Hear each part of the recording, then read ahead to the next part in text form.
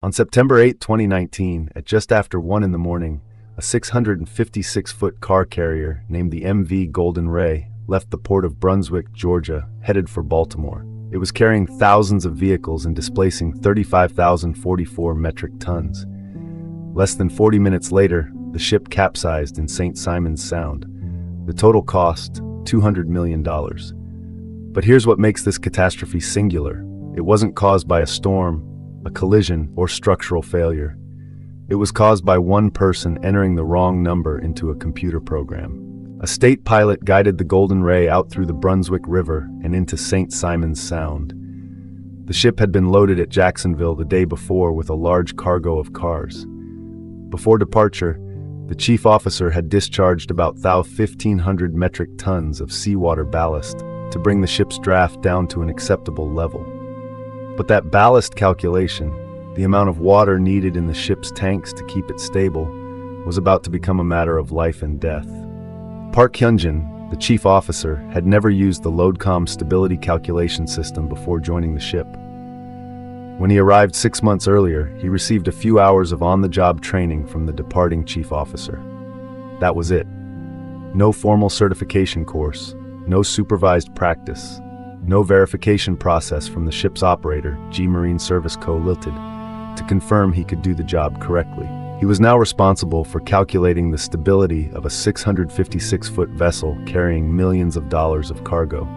On September 7th at 5 in the morning, the Golden Ray departed Jacksonville. Park Hyunjin calculated the ship's stability and entered the ballast tank levels into the computer. The program calculated that the ship had a metacentric height, the measurement of how resistant a ship is to tipping over, of 2.45 meters. That number told him the vessel was safe. That number was wrong. What he didn't know, and what the computer couldn't tell him, was that he had made critical errors entering the data from the ship's 21 ballast tanks. At 0100 on September 8th, the Golden Ray left Brunswick. The pilot was steering the vessel through a series of turns designed to navigate the narrow channels toward open ocean. Less than 40 minutes after departure, the ship approached a 68-degree turn to starboard. At that moment, the forces acting on the hull revealed the truth.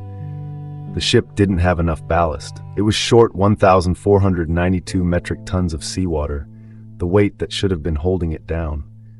The vessel began to heel rapidly to port. In under a minute, it reached 60 degrees. The pilot and crew tried to counter it. They couldn't. The ship grounded outside the channel.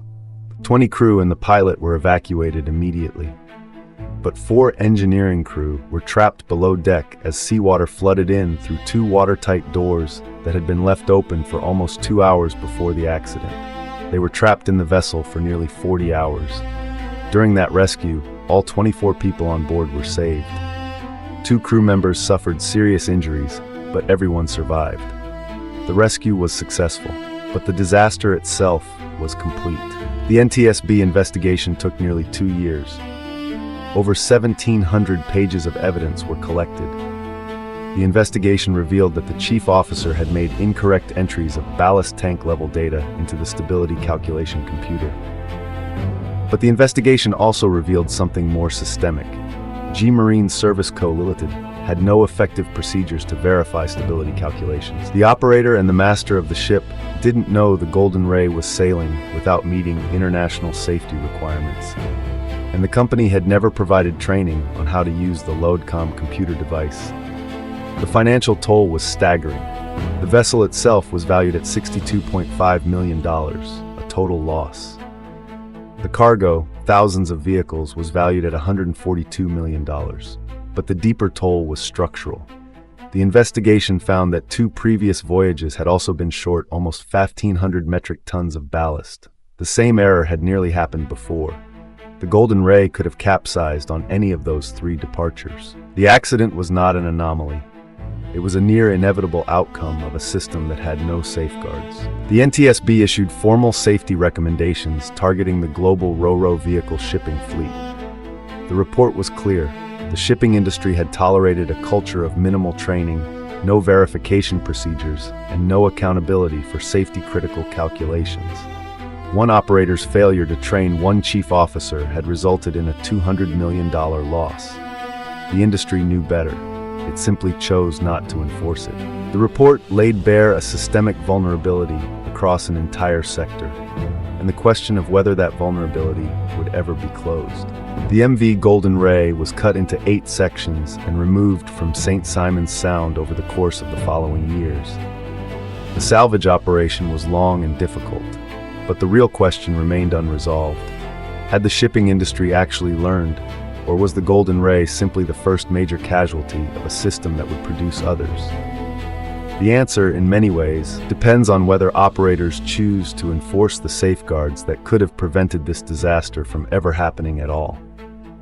One wrong number, one missing verification process, $200 million gone.